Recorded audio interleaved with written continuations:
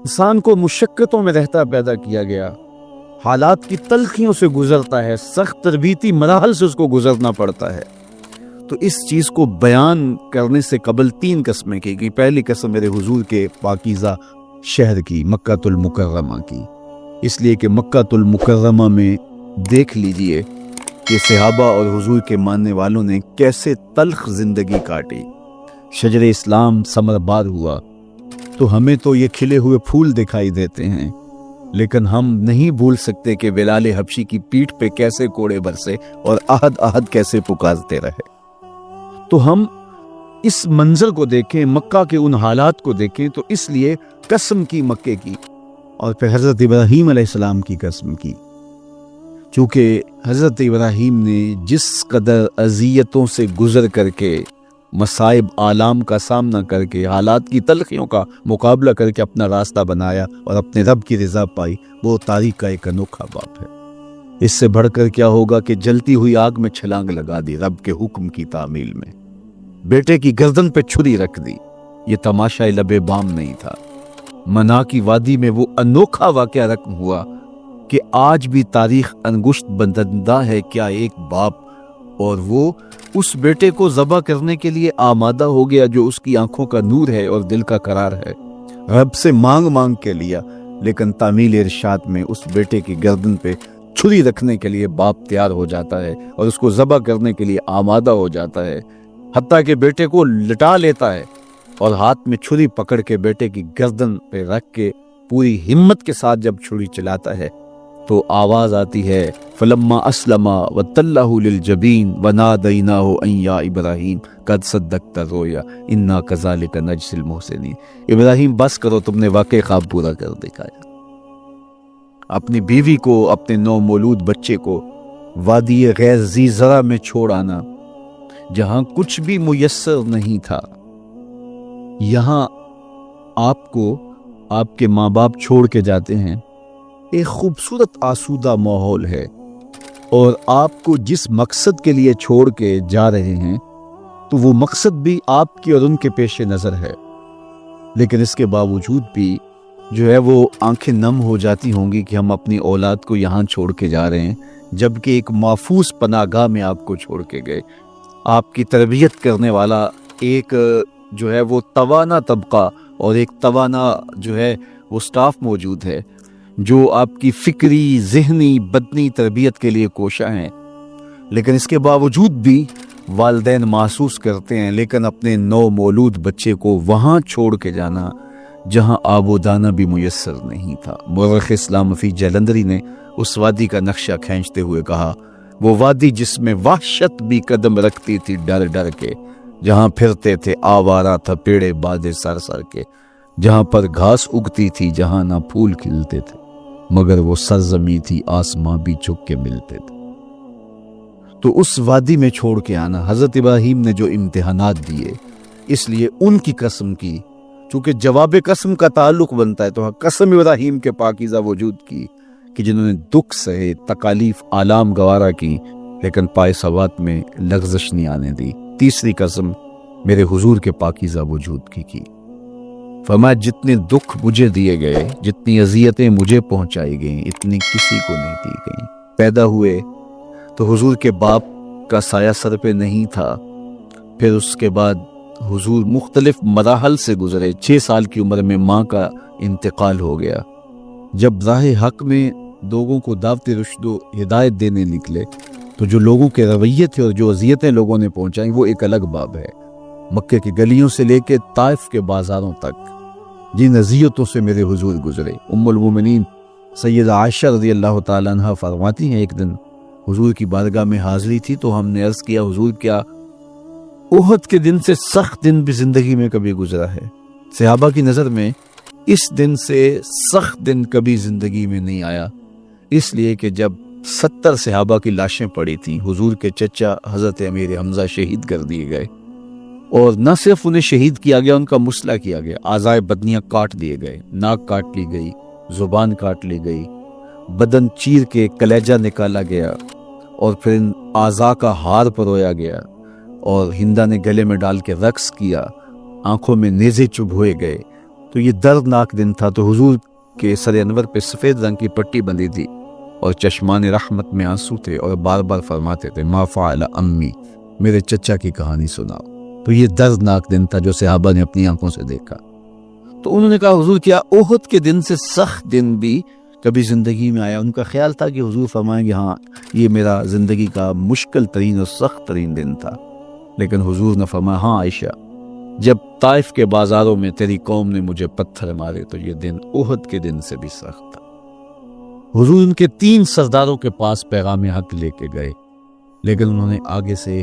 جو رویہ اختیار کیا وہ اتنا اذیت ناک تھا۔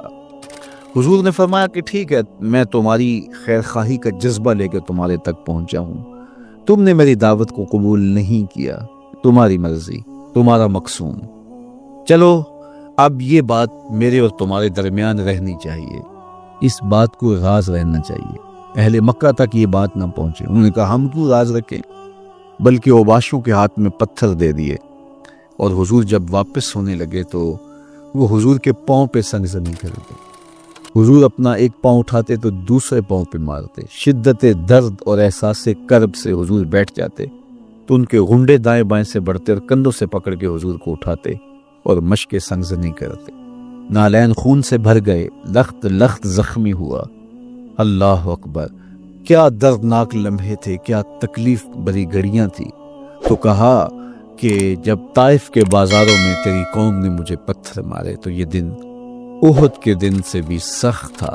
اچھا، جب حضور پر اس طرح آلام و مصائب ٹوٹ پڑے تو حضور کے ساتھ جو صحابہ تھے انہوں نے کہا حضور ان کے لیے بد دعا کر دیجئے، تو میرے حضور بولے میں رحمت بن کے آیا، میں رحمت بن کے آیا ہوں۔ اللہ اکبر، ان کا تقاضا پہم بڑا تو حضور کے ہاتھ اٹھ گئے، اور پھر حضور نے جو کہا سنیے، اللہم اہد قومی فإنہم لا یعقلون، اے اللہ میری قوم کو ہدایت دے دے، یہ مجھے جانتے نہیں، اگر جانتے تو ان کا میرے ساتھ یہ رویہ نہ ہوتا۔ تو پتھروں کے جواب میں دعائیں دینا پیغمبروں کا حوصلہ ہوتا ہے۔ اللہ اکبر، مورخ اسلام حفیظ جلندری نے کیا خوبصورت پیرائے میں نقشہ کھینچا کہ حضور ہاتھ اٹھا کے دعا مانگ رہے ہیں، الہی کرم کر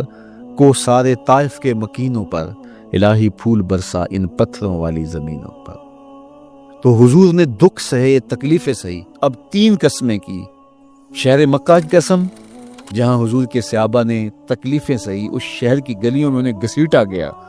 اور ان کو کچی کھالوں میں لپیٹ کے دھونیاں دی گئی، انہیں اذیت ناک مراحل سے گزارا گیا۔ حضرت ابراہیم مشکل سے مشکل زندگی کاٹی اور رب کی رضا جوئی کے لیے کوشاں رہے، اور میرے حضور نے سخت ترین اذیتوں، مقاومتوں، مخالفتوں اور تکلیفوں کا سامنا کیا۔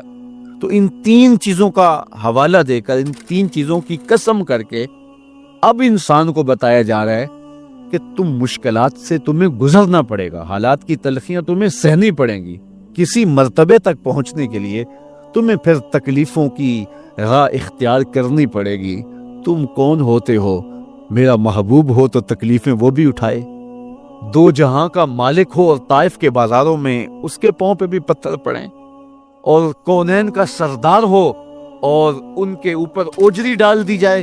کائنات کا مالک ہو اور ان کو مکے کی گلیوں کے اندر ان کے گلے میں عقبہ بن ابی معیط کپڑا ڈالے اور تاؤ دے، تو کیا ان مشکلات سے تم بچ سکتے ہو؟ جب تم کسی منزل تک پہنچنا چاہتے ہو تو پھر یہ حوالے ماضی کے دیکھ لو، 3 قسمیں کر کے اس حقیقت کو بیان کیا۔ ابراہیم علیہ السلام کے وجود کو دیکھ لو،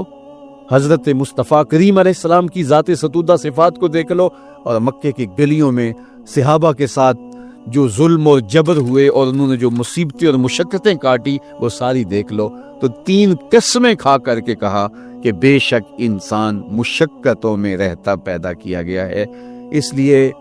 قافلہ انسانی کے وہ افراد جو کسی منزل کے متلاشی ہوتے ہیں، جو جستجو کی زندگی بسر کر رہے ہوتے ہیں، ان کو پھر مشکلات سے گزرنا پڑتا ہے اور حالات کی تلخیاں ان کو گوارا کرنا پڑتا ہے، کشاکش حیات سے ان کو ٹکرانا پڑتا ہے، اور ان کو آگے بڑھنے کے لیے ان کو تکلیفوں سے گزر کر کے، جان گسل مراحل سے گزر کر کے پھر منزل کی طرف عزم سفر ہونا پڑتا ہے۔ کیا میں نے اس خاکدان سے کنارہ جہاں رزق کا نام ہے آب و دانا، پلٹنا جھپٹنا جھپٹ کر پلٹنا، لہو گرم رکھنے کا ہے ایک بہانہ، پرندوں کی دنیا کا درویش ہوں میں، کہ شاہی بناتا نہیں آشیان۔ تو زندگی مشکل مراحل سے گزر جانے کا نام ہے۔ اقبال نے کہا تھا ہے شباب اپنے لہو کی آگ میں جلنے کا نام۔ یہ زندگی آسان نہیں ہے، یہ حالات کی تلخیوں کا مقابلہ کرنے کا نام ہے، یہ ضبط نفس کا نام ہے، یہ اپنے من کی تربیت کا نام ہے۔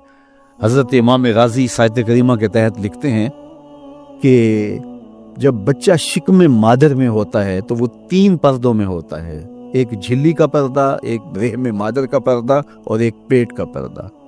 تو 3 پردوں میں وہ بیچارہ بڑی عجیب سی حالت میں ہوتا ہے۔ یہ اس کا پہلا مرحلہ ہے تخلیق کے بعد۔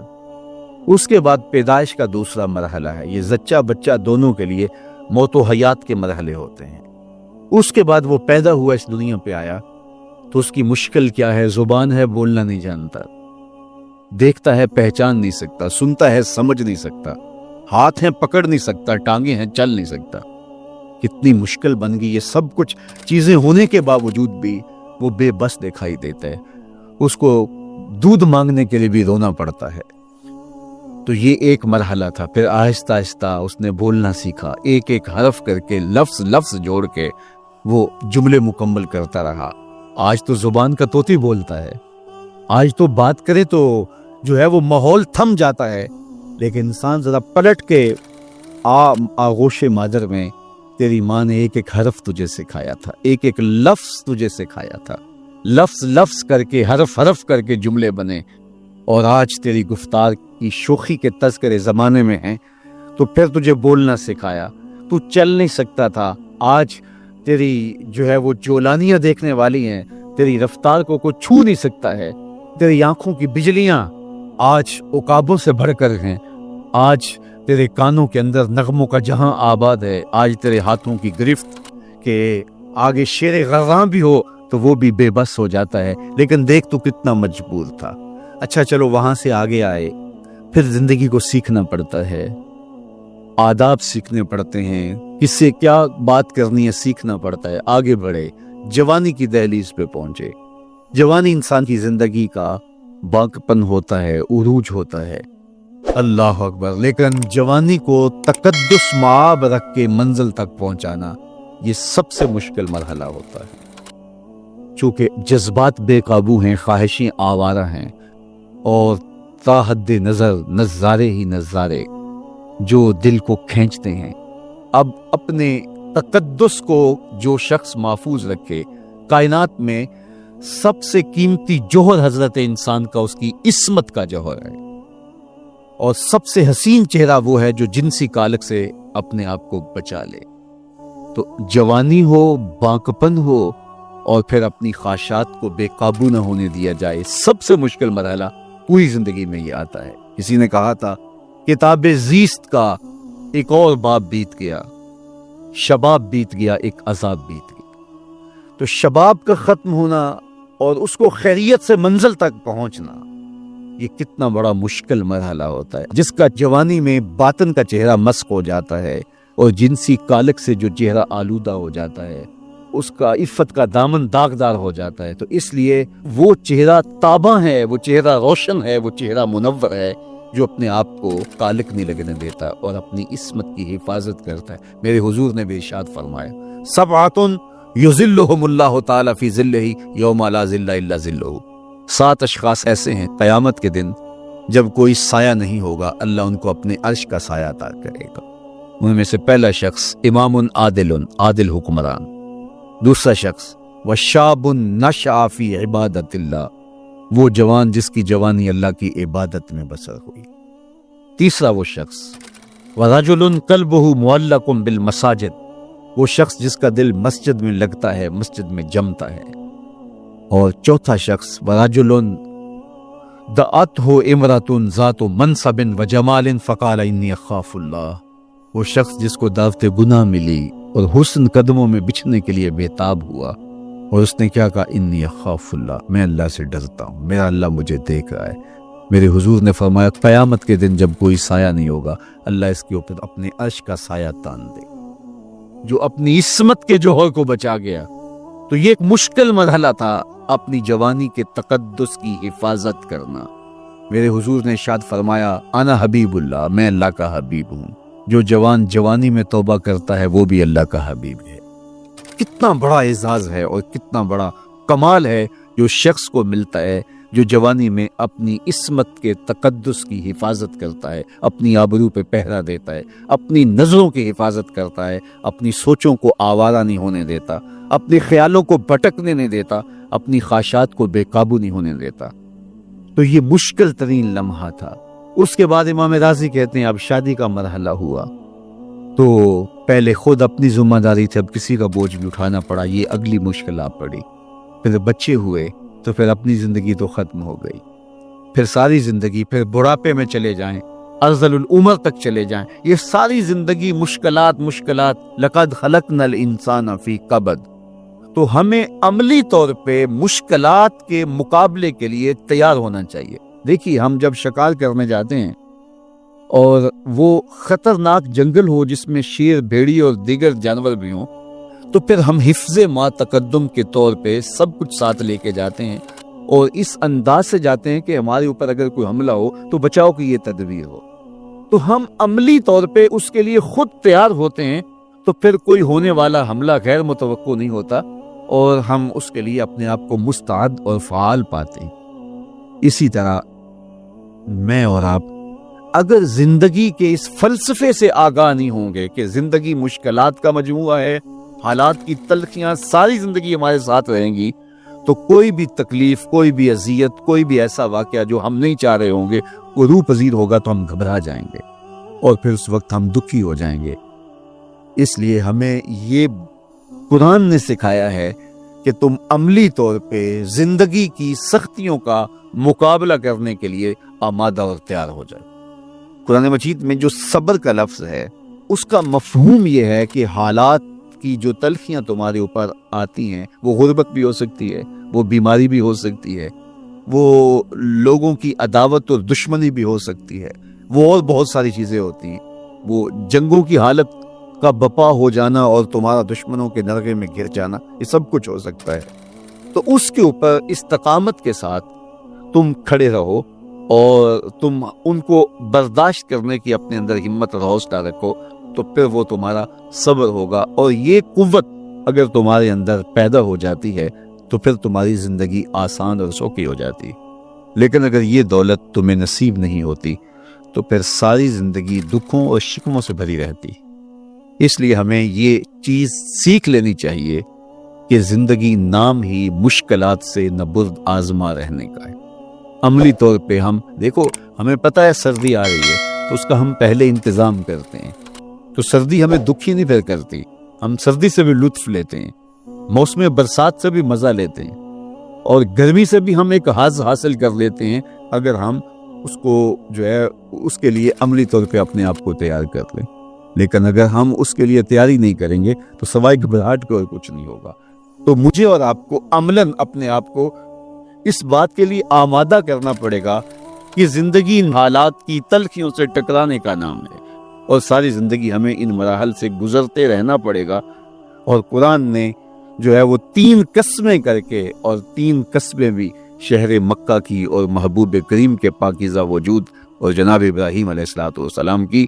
تاکہ تمہیں پتہ چلے جب ان کو بھی ان مراحل سے گزرنا پڑا میں اور آپ کیا بیچتے ہیں۔ اس لیے ہمیں اپنی زندگی کو ان راہوں پہ ڈالتے ہوئے صبر اور استقامت، اب صبر اور استقامت کی دولت ہمیں کیسے نصیب ہوگی، یہ دولت کس طرح، یہ قوت راسخہ ہمارے اندر کیسے پیدا ہوگی، اور کس طرح ہمارے من کے اندر یہ چیزیں سمائے گی۔ اللہ تعالیٰ کی خشیت، اس پر توکل، اس پر بھروسہ، اور اللہ تعالیٰ جل شانہ کی طرف سے ہر کام کے ہونے کا یقین ہمارے اندر یہ استقامت اور یہ حوصلہ پیدا کرتی ہے یہ چیز۔ اس لیے مجھے اور آپ کو اپنی پوری زندگی میں اس عمل سے گزر کر کے اپنے آپ کو مضبوط ترین صورتحال میں لا کے کھڑا کرنا پڑے گا، اور یہی زندگی کا جمال ہے۔ تو اب پھر دیکھیے قرآن کیا کہہ رہا ہے، لا اقسم بہذا البلد وانت حل بہذا البلد ووالد وما ولد، 3 قسمیں کی۔ اس کے بعد ارشاد فرمایا لقد خلقنا الانسان فی کبد، ہم نے انسان کو مشکلوں میں، مصائب میں، آلام میں رہتا ہوا پیدا کیا۔ کہتے ہیں جب حضرت انسان کی تخلیق ہوئی تو اس کا خمیر جب بویا جا رہا تھا تو اس کے اوپر 39 دن تک آزمائشوں کی، دکھوں کی، تکلیفوں کی بارش ہوئی، اور ایک دن خوشیوں اور مسرتوں کا بھی برسا۔ تو انسان کی زندگی کے اندر حالات سے ٹکرانا اور دکھوں کو سہنا اور دکھوں سے مقابلہ کرنا، یہ سیکھنا پڑے گا، اور جب انسان اس کو عملی طور پہ سیکھ جائے گا تو پھر زندگی کا جمال اور زندگی کا حسن نصیب ہوگا۔ دوسری بات، ہمیں اپنی زندگی میں 7 چیزوں کو اپنا اصول بنا لینا چاہیے، اور یہ 7 چیزیں وہ ہیں جو ہماری زندگی کو ایک خوبصورت سانچے میں ڈھال کر کے ہمیں ایک پاکیزہ